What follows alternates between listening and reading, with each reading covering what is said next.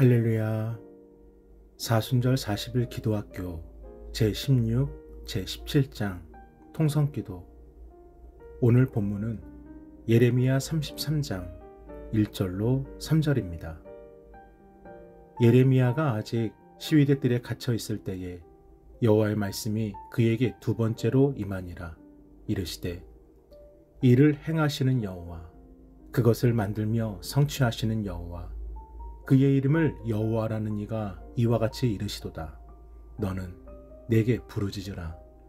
내가 내게 응답하겠고 내가 알지 못하는 크고 은밀한 일을 내게 보이리라.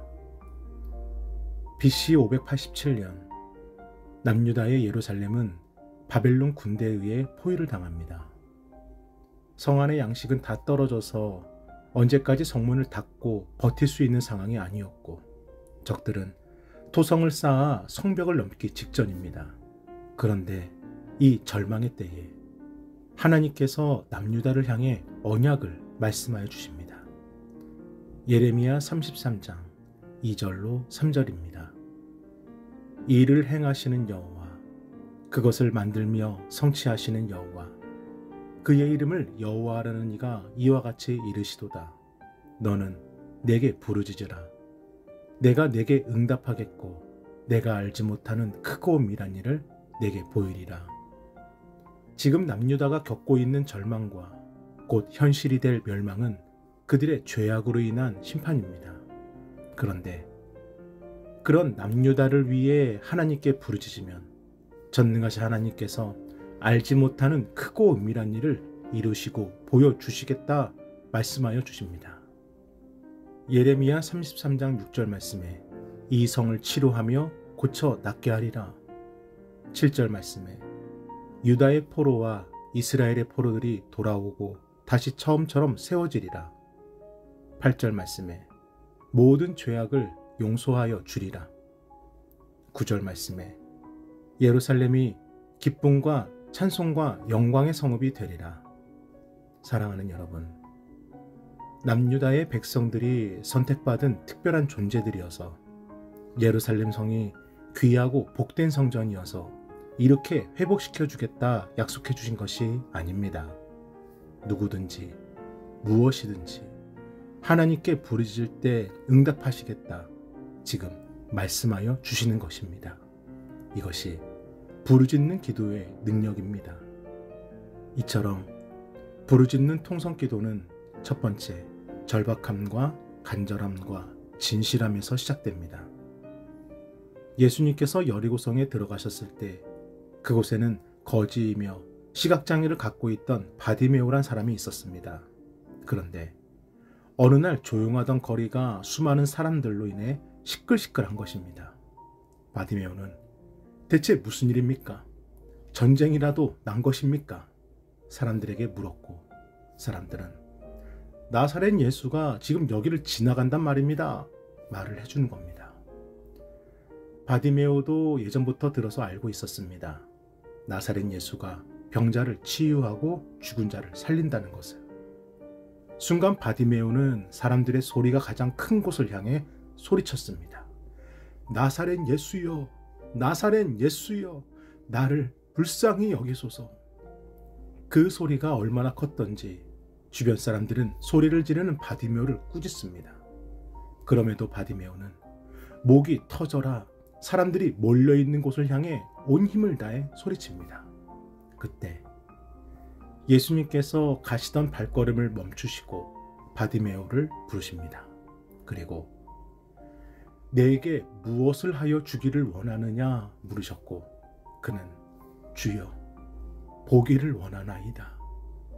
예수님께서는 내 믿음이 너를 구원하였느니라 바디메오의 감겨진 눈을 뜨게 해주십니다. 사랑하는 여러분, 마음을 다하지 않고는 부르짖지 못합니다. 부르짖는다는 것은 지금의 내 상황을 내 힘으로는 할 수 없음을 인정하고 하나님의 도움을 간절히 찾는다는 것입니다.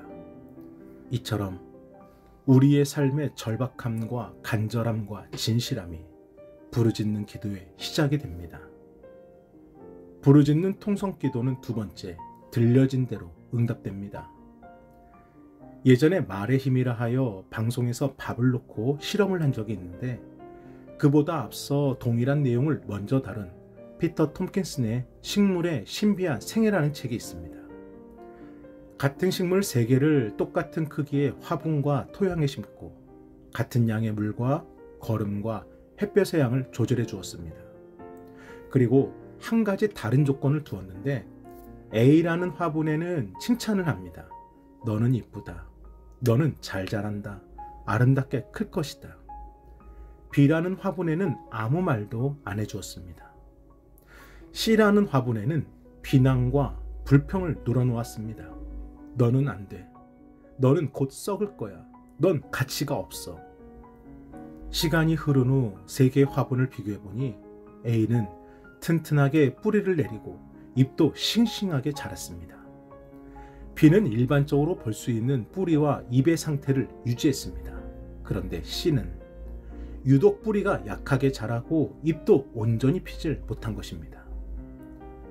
실험을 통한 책의 결론은 표현하는 언어의 종류에 따라 다른 파장이 일어난다는 것입니다. 이것은 기도도 그렇습니다. 우리가 어떠한 고백을 하느냐, 어떠한 마음을 갖고 고백을 하느냐에 따라 기도의 응답이 일어나고, 이것은 책의 이론과 우연이 아닌 하나님의 분명한 약속입니다. 로마서 10장 9절과 10절입니다. 내가 만일 내 입으로 예수를 주로 시인하며 또 하나님께서 그를 죽은 자 가운데서 살리신 것을 내 마음에 믿으면 구원을 받으리라. 사람이 마음으로 믿어 의에 이르고 입으로 시인하여 구원에 이르느니라. 아멘. 사랑하는 여러분, 마음으로 믿어 의에 이르고 입으로 시인하여 구원에 이르게 됩니다. 그래서 믿음대로 되는 겁니다. 그리고 고백한 대로 되는 겁니다. 우리의 절박하고 간절한 상황을 믿음 위에 올리시고 주님을 향해 외쳐 기도하십시오. 그 부르짖음을 반드시 주님께서 듣고 응답하여 주십니다. 우리 함께 기도하겠습니다.